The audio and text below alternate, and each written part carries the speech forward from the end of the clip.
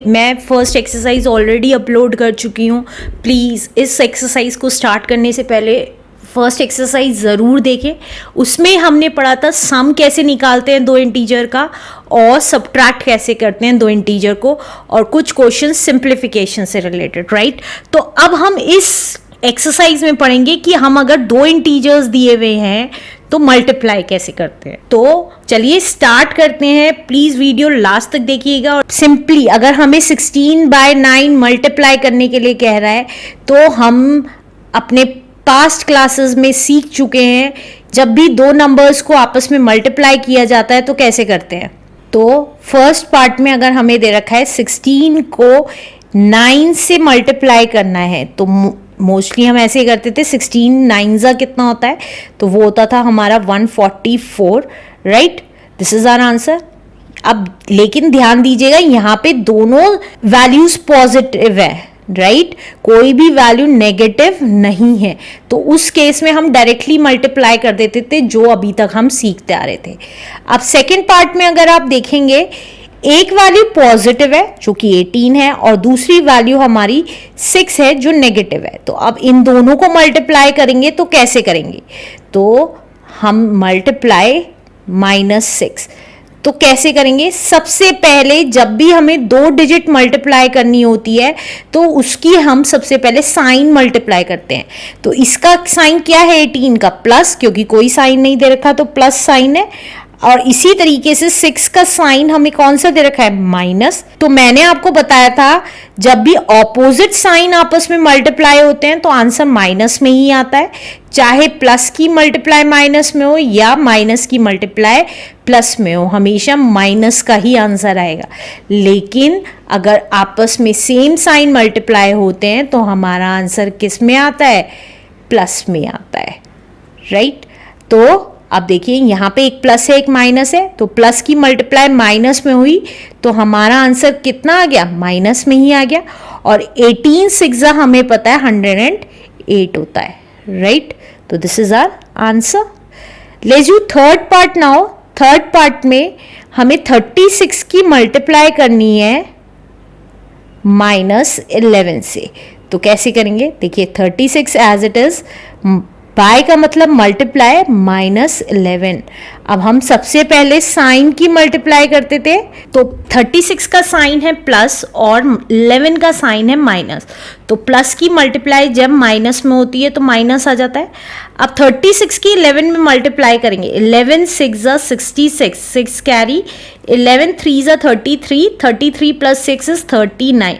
तो 396 माइनस का is the answer.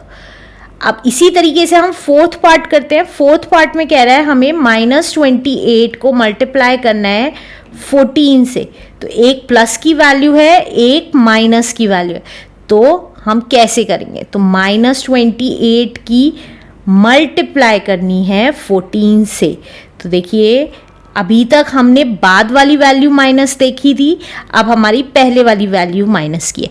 उससे कोई फर्क नहीं पड़ता चाहे पहले वाली वैल्यू माइनस की हो या बाद वाली, या दोनों माइनस की हो, हमें सिंपली साइन की साइन से मल्टीप्लाई करनी है।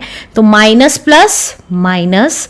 अब 14 को 28 से मल्टीप्लाई कर देंगे, तो देखिए 28 × 14, 4 8 32, 3 कैरी, 4 2 8, 9 10 11, 8 and 2, ये कितना आ गया 392।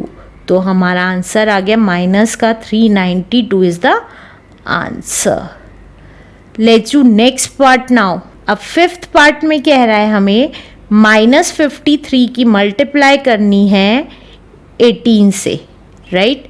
तो -53 मल्टीप्लाइड बाय 18 लिख देंगे। अब 53 का साइन है माइनस का और इसका है प्लस का, तो माइनस प्लस माइनस। अब मल्टीप्लाई कर देते हैं 53 की 18 से। 8 3 24, 2 कैरी, 8 5 40, 42, 3 and 5, 4 5 and 9। तो हमारा आंसर कितना आ गया, 954 माइनस का इज द आंसर। सिंपली सबसे पहले साइन की मल्टीप्लाई, और नॉर्मली जो हम मल्टीप्लाई करते थे फिर बस वैसे ही मल्टीप्लाई करेंगे।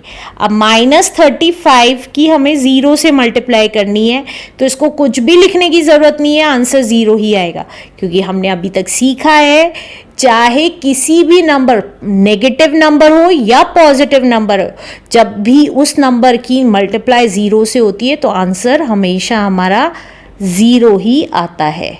अब नेक्स्ट करते हैं।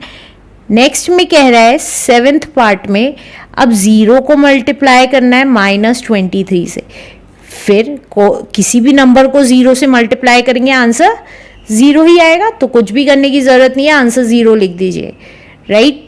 अब 8th पार्ट में देखिए, 8th पार्ट में कह रहा है -16 बाय -12, तो हम -16 की मल्टीप्लाई -12 में करेंगे। अब अभी तक हमारा बाद वाला नंबर नेगेटिव आता था तो हम कैसे करते थे, पहला वाला नेगेटिव आता था तो कैसे करते थे, अब दोनों अगर नेगेटिव आ गए हैं नंबर तो कैसे करेंगे। तो देखिए हमें पता है जब दोनों साइन आपस में मल्टीप्लाई होते हैं वो भी सेम साइन, तो आंसर प्लस में आता है।